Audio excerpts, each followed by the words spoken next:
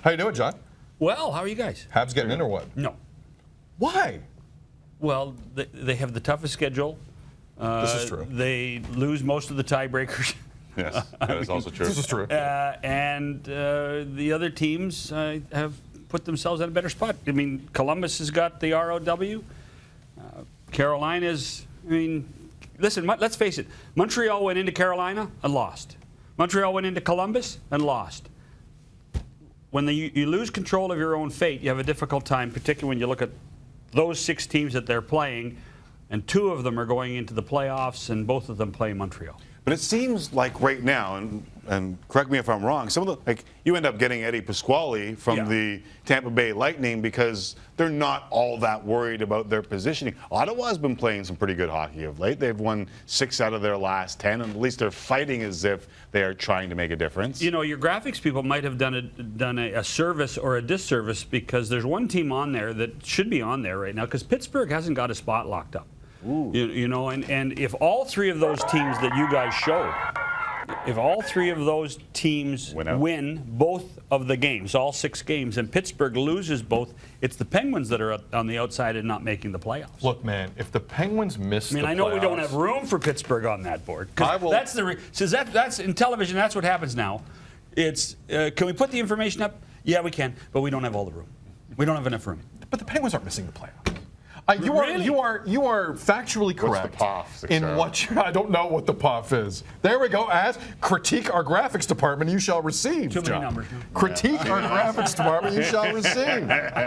But when you look at what Pittsburgh is, and Pittsburgh's been flirting with this all second half, as Columbus has. Carolina's been playing like it's Game 7 in the Stanley Cup Final for the last 3 months, and Montreal's the little engine that could. Yeah. And they've been really impressive, and they have been fun, and it's been, the Bell Center's electric again. Tuesday night was wild there. Yeah. It was fantastic.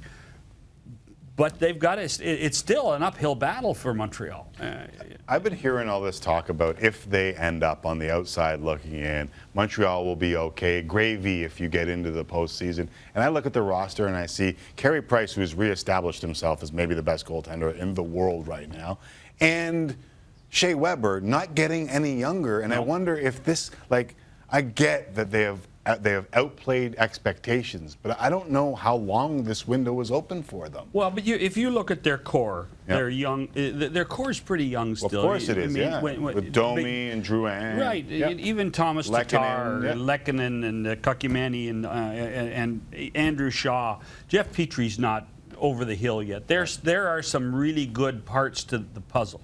What's really changed in Montreal, in my mind, and I don't think it's been given enough credit yet, is there's been a change in attitude off the ice. Yeah. And that goes, Claude Julien has changed his thought process. He's a damn good coach, man. He is. And I tell you what, he's using his new assistant coaches, Luke Richardson and Dom Ducharme, so much better. And that's created a culture that goes above and beyond. It's teaching in the millennial time. And it really has increased the pace. Defensemen that play in Montreal don't go back to the bench in fear of being yelled at anymore. It's Luke Richardson talking to them in a mature way and reinforcing things, as opposed to, the old fire and brimstone. And there are a ton of things, a ton of positives for this team. And sure, Shea Weber's not getting any younger. But Carey Price is there for a long time. And there's no reason to think that Carey Price can't play at this level for a few more years. So I think that if you went back 12 months ago, we were prepared to, take Marc Bergevin down St. Catherine Street in the back of a truck, and people would pelt him with rocks. He's done a pretty good job in reinventing this club, and they've done a very good job of rebuilding a ton of the organization.